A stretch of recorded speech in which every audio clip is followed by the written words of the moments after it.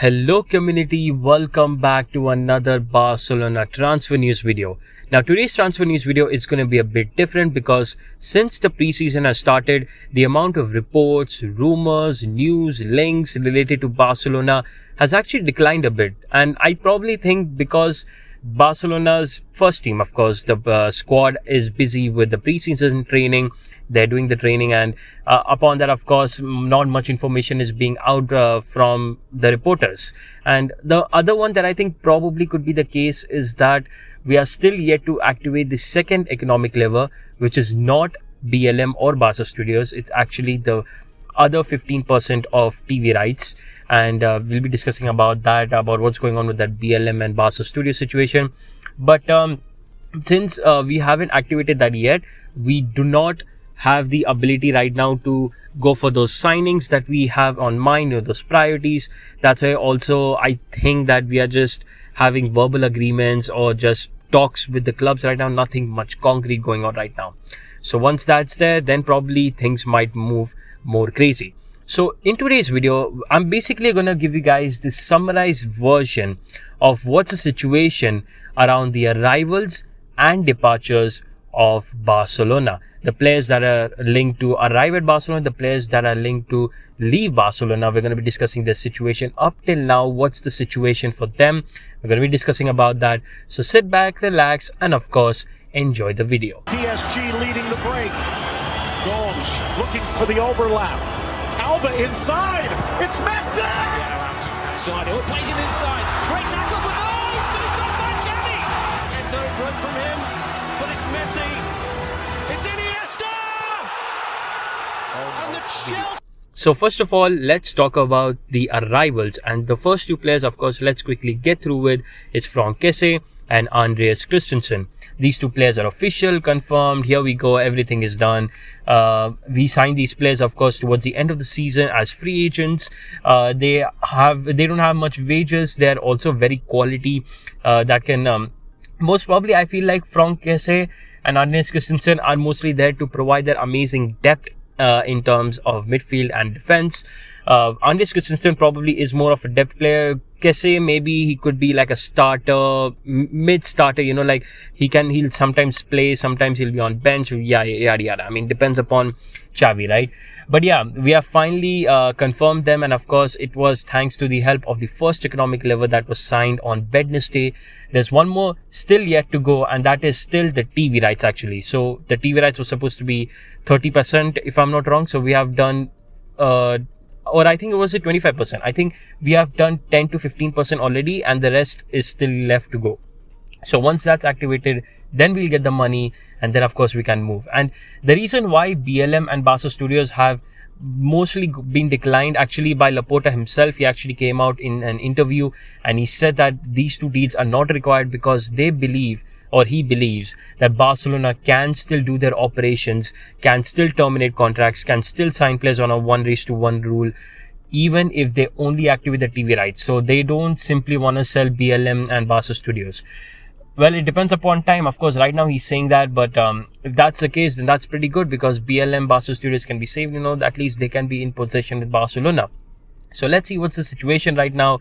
But yeah, other than that, Frenkie, Andreas Christensen are already done deals, already official. And of course, welcome Frenkie and Christensen to FC Barcelona. Now, of course, the next is the priority, the number one priority of FC Barcelona, Robert Lewandowski. And situation about Robert Lewandowski is pretty much too much to how it was actually. So basically what happened is Barcelona gave their third offer to Bayern Munich, which was around 45 million euros fixed plus 5 million euros add-ons, or was it 40 plus 10? I think it was 45 plus, no, it was 40 plus, no, it was 45 plus 5. Yeah, sorry for the confusion. It was 45 plus 5, and total was 50 million euro package. And basically Bayern Munich has ignored that as well. So there has been a bit problem that maybe Barcelona have to give maybe even a bigger offer, maybe even a 60 million euro package offer to Bayern Munich, which is quite a lot to be honest. But now reports have been circulating after that actually the agent of Robert Lewandowski, who is Pini Zahavi, he actually gave assurance to Barcelona that he will handle the situation if Barcelona do their job of giving the 50 million euro package to Bayern Munich.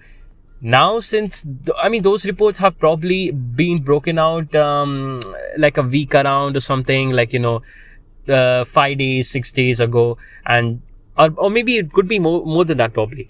But since then, there hasn't been much moves going on, and Barcelona are of course prioritizing to have Robert Lewandowski before the USA tour. And of course, right now what I've been seeing rumors is that the second economic lever, which is vital for Barcelona to go for the signings and to overcome the 1:3 rule, that will actually be signed this week. So next week, there has been reports coming out that Barcelona will move even much more crazy and actually will try to complete their deals as quick as possible so that they can have the squad ready by the USA tour. But I think that's impossible probably. Maybe Lewandowski might be the only one to come. Maybe, I don't know. We'll see probably about that. But Robert Lewandowski right now, his situation is still how it was before. He's still at Bayern Munich. Bayern Munich are very adamant to keep him. But Robert Lewandowski doesn't want to go to preseason with Bayern Munich. He wants to come Barcelona. Barcelona wants Lewandowski. That's basically the situation. Now, next player, of course, is Raphinha. And Raphinha's situation has been very interesting one because, of course, up till now, Chelsea and Arsenal were the teams who were very interested in Raphinha. And up to the point, Arsenal even thought that they are the only front-runners for Raphinha. That's why they actually gave a first low bid to Leeds for Raphinha, and Leeds rejected it. Arsenal thought, you know what, we'll take our time, we'll be good with it. But then out of nowhere, Chelsea just quickly gave a big bid to Leeds United, around 60 to 70 million euro offer package to Leeds for Raphinha, and Leeds easily agreed on it. And the best thing was that they did not discuss the personal terms with Raphinha. Right now, he's still open to the idea, but he has holded that move on because he dreams to play for Barcelona, and that's why he has kept that deal stalled and he's waiting for Barcelona to make their move. Now, Barcelona at the other end, they had lot of meetings with Deco, the agent of Raphinha. Lots of meetings were going on, for a long time. And right now they are at least trying to hijack the situation where maybe they will probably give a lower bid to Leeds and somehow Leeds will still agree on that offer. Well, that's going to be an interesting situation. But yeah, Raphinha right now, he has a table offer from Chelsea in terms of personal terms. If he agrees on that, here we go, will come from Fabrizio about Raphinha to Chelsea. And of course, Chelsea did already agree with Leeds. Whereas on the other hand, Barcelona, they have agreed on personal terms. They're the only team who has agreed on personal terms with Raphinha, but they don't have a solid offer on the table for Leeds yet. So let's see what happens. But right now, the situation is that Barcelona, once they get the second economic lever activated, they will try to put a bid in for Raphinha and maybe probably get it. But also there's one thing to mention, that Gerard Romero has been the one who has been covering on this report or on this deal. And he has been saying right now that recently, I think it was yesterday, he said that Raphinha to Barcelona is 98% done, which is quite crazy to think that. What's the offer? What's the amount of money that we are offering him? No idea, but he's saying it's 98% done. And he has been moving crazy with the amount of reports and breaking news and stuff. So let's see what happens. But yeah, Raphinha to Barcelona, hopefully it'll be done, but we have to see and wait. Now, next, of course, is Jules Koundé. And Jules Koundé, the situation is also pretty same as it was before. Barcelona has not discussed yet with Sevilla yet. They're having talks with them. No offer put on yet. Of course, the offers will actually come on once the second economic lever is activated, which should be hopefully be activated by this week. And once it's done, then maybe we can actually go for those bids. But yeah, Barcelona have been having talks with Sevilla, and they have been trying to get Jules Koundé for lower money. They're even planning to offer like a 45 million euro money, plus a player as well, which apparently the discussed player is Memphis Depay. It was Serginho Dest as well at a time, but now Barcelona are thinking to keep Memphis instead of Dest. And I guess it's fine because One situation that in the wing position, of course, Ousmane Dembele, we're going to be discussing about that as well. So Ousmane Dembele's situation looks pretty like, he seems to pretty much join Barcelona. So I think maybe it might be interesting to see that what will happen in Memphis Depay. Probably he has to leave because he won't have any minutes. He'll probably be on the bench, and he'll have probably stinkers. So let's see. Actually, if in case Dembele is not signed, and let's say we sign Raphinha, then probably Memphis will stay. But if both are there, Dembele as well as Raphinha, then probably Memphis will go. But yeah, talking about Koundé, Jules Koundé, well, a bid is still yet to be given. Barcelona are at least the front runners for now, because Chelsea have dropped Koundé as their priority in that centre-back position. It's Delit for them actually as their centre-back priority. So let's see what happens. Right now, Jules Koundé looks very open for Barcelona. Hopefully, Barcelona will capitalize it very quickly. Now, of course, next is Bernardo Silva. And Bernardo Silva's situation is pretty simple. It won't happen unless Frenkie de Jong is sold. Simple as that. Frenkie de Jong gets sold, Bernardo Silva, welcome to Barcelona, basically. Like, there hasn't been any talk such with Manchester City. Jorge Mendes actually did come for a meeting, with Barcelona. He met with Laporta and the board members, I think it was yesterday night or yesterday evening. And Bernardo Silva, Rafael Leao were actually called up, the names that were mentioned in the meeting. Well, that's probably the only time, because Bernardo Silva right now to Barcelona, it would only happen if Frenkie de Jong leaves. And will Frenkie de Jong leave or not? We'll discuss about that, of course, up forward. But yeah, this is pretty much the situation for Bernardo Silva. Azpilicueta and Marcos Alonso. So this situation is also very complicated, I would say. Well, in terms of Azpilicueta, but in terms of Alonso, well, recent rumors have been coming in that Marcos Alonso might actually leave Chelsea, might actually think of putting in a transfer request. But then there has been the English media that has been saying that Chelsea will not allow Marcos Alonso to leave.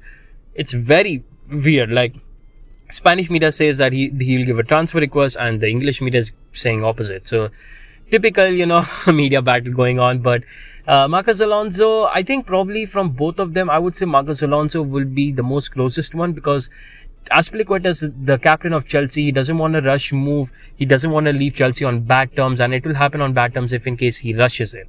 So it seems interesting to see what happens with Azpilicueta, but most definitely from those two right now, Alonso seems closer to Barcelona. Now, of course, those are the departures, and let's discuss about the departures. Sorry, I meant those were the arrivals, and now let's discuss about the departures. So first of all, let's get on to Clement Lenglet, and of course, his link is towards Spurs. He is linked to moving towards Spurs, and right now this deal is looking very, very close. Only some details are left to be discussed. It was reported by Fabrizio Romano that only some details are left, not too much details are left for to be discussed, and it'll be very interesting because he's going on a season-long loan, and right now the thing that is probably being discussed is what's the wages gonna be covered. Like, is Barcelona gonna cover a lot of his wage or probably less amount of? So there has been some reports coming out that Barcelona might actually pay only 50% of his wages, and the rest will be given by Spurs, and there will be a buy option as well with a season-long loan that will be there for Clement Lenglet. Well, I guess it's pretty good because, we will have him off the wage bill and it'll be very good.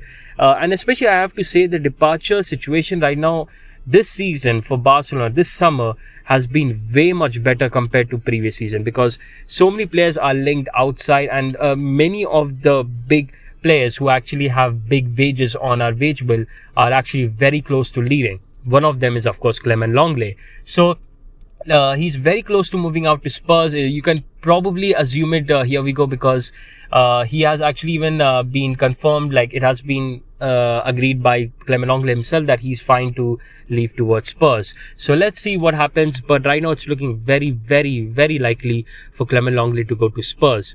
Now, next person is, of course, Samuel Umtiti to Rennes. So, of course, Rennes in Ligue 1.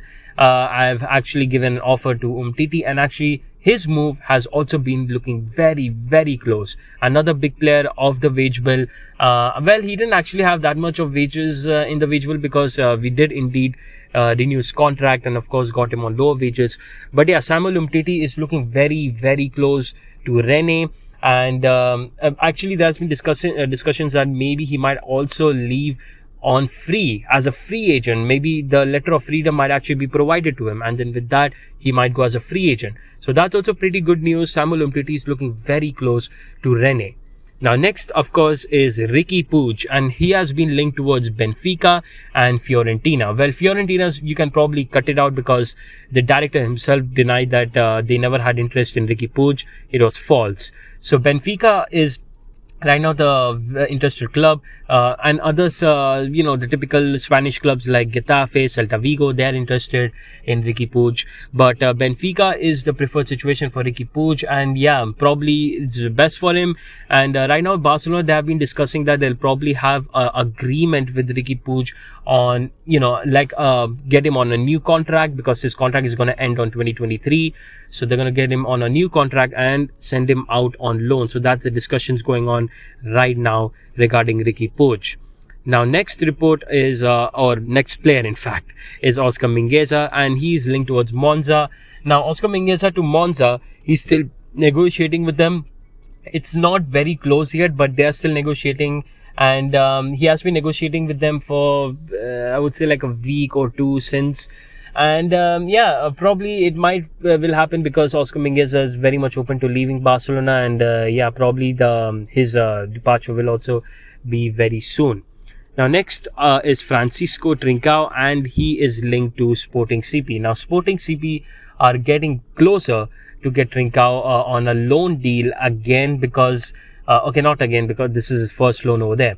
They're gonna have him on loan, season-long loan, and with also a buy option. Now that buy option is being discussed, because Sporting actually don't want a buy option, but Barcelona wants to give them a buy option.